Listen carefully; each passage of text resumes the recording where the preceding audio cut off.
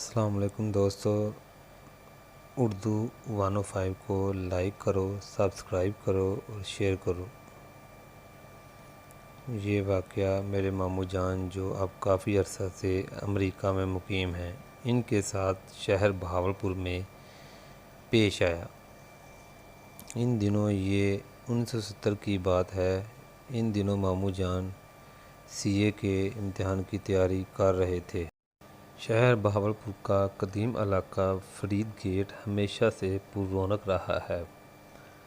رات کے وقت ماموں جان کچھ خریدنے فرید گیٹ آئے، مطلوبہ سامان لے کر واپسی روانہ ہو گئے۔ سردیوں کا دھند بھرا موسم تھا۔ رات کے کم و بیش 10 بجے سے زیادہ وقت تھا۔ فرید گیٹ سے نکلتے ہی ان کو سڑک کنارے ہاتھ سے رکنے کا اشارہ کرتی ایک عورت جو کہ ایک برقع پوش تھی نظر آئی۔ ماموں جی نے موٹر سائیکل جو کہ ویسپا تھا روک دیا۔ عورت نے کہا، آپ کا احسان ہوگا، مجھے بغداد اسٹیشن تک چھوڑ دیں۔ اس وقت کوئی سائیکل رکشہ اور موٹر سائیکل رکشہ نہیں مل رہا اور میرا جانا بہت ضروری ہے۔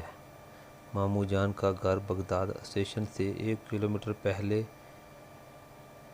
حمیتیاں میلے والی گلی میں تھا، لہذا انہوں نے اسے بیٹھنے کو کہہ دیا۔ وہ عورت ان کے پیچھے بیٹھ گئی۔ 5 منٹ کے سفر کے بعد میلے والی گلی آ گئی۔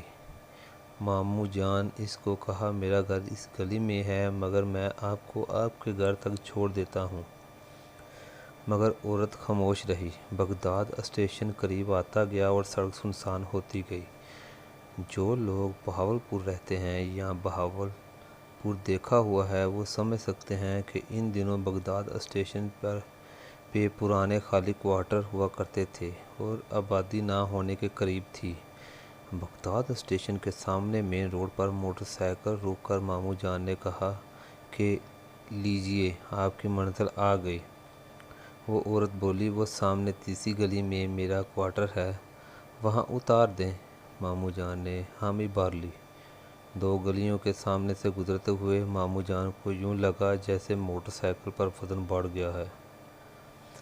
ماموں جان بولے، میری بہن، وقت نہیں، اکیلے نہ رات کو نکلا کرو۔ وہ عورت خاموش رہی۔ تیسری گلی میں ایک کوارٹر تھا جو اندھیرے میں ڈوبا ہوا تھا۔ وہ عورت بولی، بس یہاں روک دو۔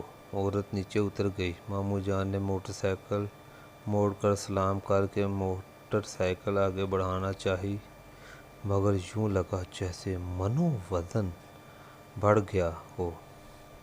موٹر سائیکل آگے بڑھنے کا نام نہ لے رہی ہو، حتیٰ کہ موٹر سائیکل رک گیا۔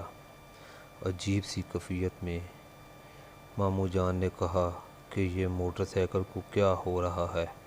تو وہ عورت بولی، یہاں آ کے آج تک کوئی واپس نہیں گیا۔ بڑی قسمت والا ہے تو کہ تیری ماں اس وقت تجھ پر حفاظت کے لیے آیت الکرسی پڑھ کے پھونک رہی ہے۔ تیرے گلے میں جو تعویذ ہے وہ مجھے مجبور کر رہا ہے، ورنہ اب تک میں تیرا خون سارا نکال چکی ہوتی۔ ماموں جان نے کپ کپاتے ہونٹوں سے اعوذ باللہ کہا اور موٹر سائیکل کو ریس دی۔ موٹر سائیکل فراٹے بھرتی چل پڑی۔ بقول ماموں جان کہ انہیں نہیں پتا کہ کیسے رستہ کٹا، کیسے گھر آیا۔ گھر آ کے زور زور سے دروازہ بجایا کہ سب کی آنکھ کھل گئی۔